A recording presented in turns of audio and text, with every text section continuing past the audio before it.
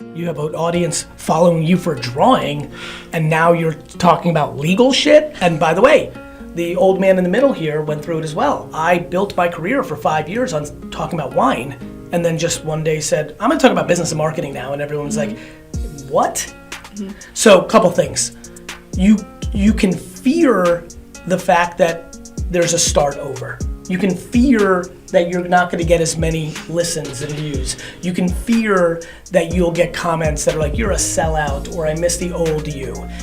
But what you must fear the most is when you want to do something that is in your soul and stomach, staying for them versus going for you will make you the most unhappy.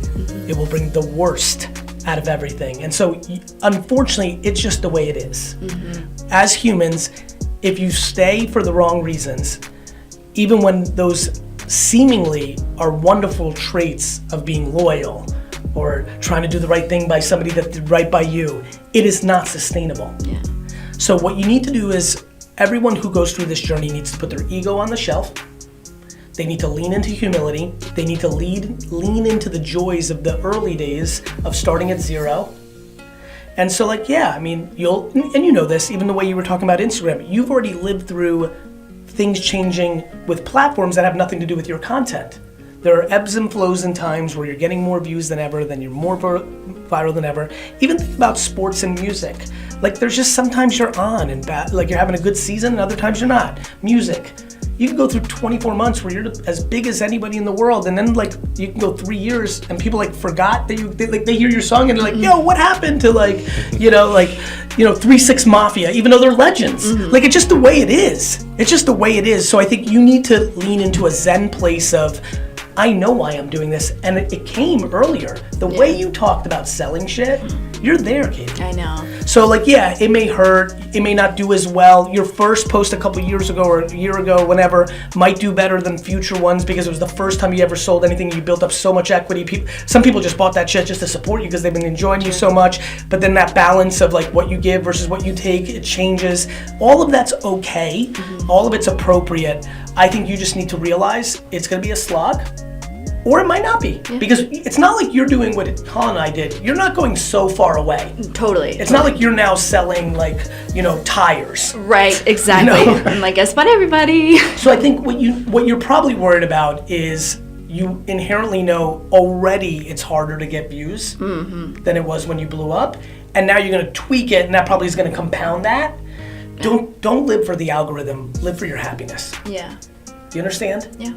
Like, being associated with likes and followers dictating what you make is really one of the big vulnerabilities right now in the creator economy. It's bad. People are like showing too much. I mean, I really worry for people that are attractive. Both boys and girls hit me up pretty often about like, yo, how do I stop showing my fucking boobs and ass and chest and like pecs and six pack? Like, I'm not that person anymore. But every time I try to go into anything else, I'm like, listen, your audience came for the visual modeling, and now you want to talk about like, origami. Like, there's going to be a transition, but you can't keep showing your skin because you're addicted to the likes. You've moved on and want to talk about being a barber. Yeah. Yeah. So you're just going to have to deal with the transition, but you're going to find a new audience. My audience is bigger than ever because of where I went, even though it was a hard reset. Different sides of my personality. Good. I do get like hate sometimes. Yeah, like stick to drawing. Yeah. Especially This is if I give an boring, opinion like, on something, it's well, like I came here for the drawing. It's like, well, all you're right. going there, of course. Yeah, like, and opinions are like impossibly hard for us human beings to handle now. We're incapable of handling an opinion from Honest someone to that God. isn't ours. And it goes in my DMs and stuff, and it's like, all right, so like this is getting rid of some people that I don't really want following me anyways, and hopefully the people that appreciate. Well, let's talk about that, Colin. I'm not gonna actually use you, but I'm gonna level it up, and I just want everybody to hear this. I actually think, and Colin's incredibly sweet, you can already tell, but I think it's an important statement that I want to tag on to because I want to bring value in this podcast. Look, I think we all know what we're talking about, subtly talking about here, whether it's politics, social issues, there's a lot going on. This concept of people being mad at you and no longer following you because they don't agree with something that you said, being people that you didn't want following you anyway, I think it's something we need to challenge. And I'm not picking. that's fine. It's just normal talk. I'm a lawyer. I like the debate. And by the way, I'm sure I've said it as well. So it's not even about that. It's just a fun combo that I'd like to bring up. Just quick little commercial break. I really think we need to think about that. That is the point of the joke I made prior a minute ago, which is like, the only way out of this anxiety that everyone's feeling is we need to get back to the capacity to have some form of civility and empathy for understanding why someone doesn't see it your way. We have to.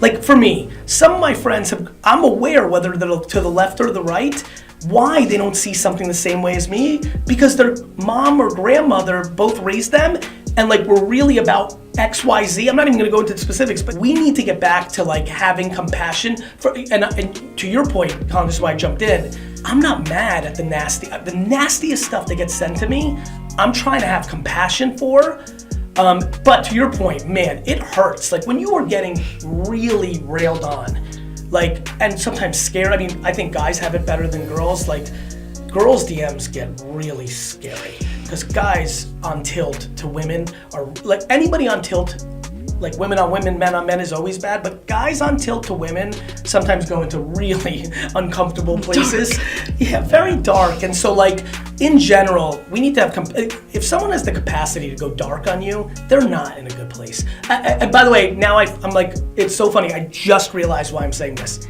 In the last 72 hours, and Sid is in the room right now, and Sid and I got a very interesting DM from Twitter about 6 months or a year ago from somebody apologizing for something that was really detrimental to me.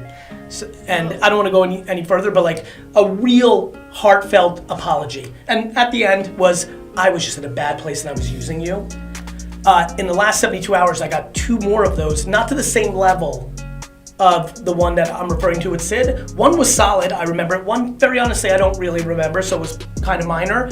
Both apologizing in DM for doing bad things and using me, and both ending with, explaining the justification, just in a very dark place in my life. I was in a bad place in my life. It is just so clear that the people that are sending the nastiest stuff are not in a great place, and it is on us. Anyone who's not. I'm in a super great place, so I'm doing who I'm doing. But a lot of us are just neutral. Wouldn't say we're remarkable, wouldn't say that we're fucking dark. Yeah. I think all of us in the middle have to look in the mirror and say, I need to choose bright. Because it feels like the middle decided to choose dark in the last 7 to 10 years. And so everyone in the middle, if you're just kind of like, okay, not loving life, but not like fucking hating it that you want to go around and fucking threaten people and shit on people, can you just choose 2024? Like, well, I'll give you a lot of time. I'll give you to January 1st. Can you rewind this 6 months in a row and just like, can you choose in 2024 to just choose light instead of dark? I think that could really help. Anyway, I apologize I went on that tangent, but I just realized why, because man, it really hurts. Like, and it's, and what people think is like everything everyone says is like intended to hurt them. And it's not. Everyone's sharing everyone. We're all kind of equal in our opinions. Like, it's your opinion. And like, of course, there's a moral right or wrong, but people's moral right and wrongs are different too. Like, it's a wild world. We just need to be a little more optimistic and a little bit more empathetic. The days of the content we're all consuming being based on who we follow is changing. Yeah. So for years I've been pushing do everything on your channel, and everyone would always get mad at me. Yet the algorithms did the work for me. As we all know, it's now no longer social media acting like an email newsletter where everyone sees everything you post. It's the content is the variable of what people see. Yeah. So you'll be able to actually post both. Yeah, I'm like worried about the mixed I know messaging. You are, because will that fuck up the algorithm? Right. The content is the variable. Mm-hmm. If you put out 800 pieces of content as a barber about being a barber, mm-hmm. and your next post is about you rock climbing and talking about like the protein bar you ate, if that's a great rock climbing protein bar post, it has the potential to do better than any post you've ever had. The algorithm is not penalizing you per se for doing something different. Yes, in the first early seconds, if your audience doesn't engage as much, there may be some things, but it also may lead to the thing that you should be doing. Just like you serendipitously found from your music to, wait a minute, I'm actually something else. Like, you're not gonna get as penalized as you think.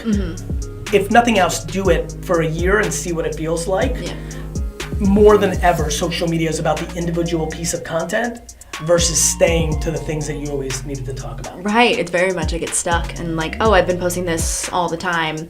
And then it's very much like, okay, well, this is for professionals. And then, oh, also, I know the professionals won't buy this, but here's another product for people that just want press-on nails. It's all under the same umbrella, which is great. I think you should do it both there. And I also think like once every 20 times you should do just one post about you talking about both parts of the world. Yeah. It's like a nice reference point. It might be a good pinned for you. Like a story, You might, some sort of- or a pinned post. Yeah. Now that we have that, like top left corner of your main accounts, as for people that are in social creative every day probably are following with what I'm saying, you may want to have one manifesto video. As a matter of fact, in general, that's probably a good strategy for Very most smart. people. The top left pinned post for everyone should probably be a long form video kind of giving everyone a what's up Introduction. here. Yeah, I think that actually we might be creating the movement of a standard practice right now because it actually makes a lot of sense. It does. Everyone's top left pin post should actually be a recap video of what's up. Yeah. Welcome.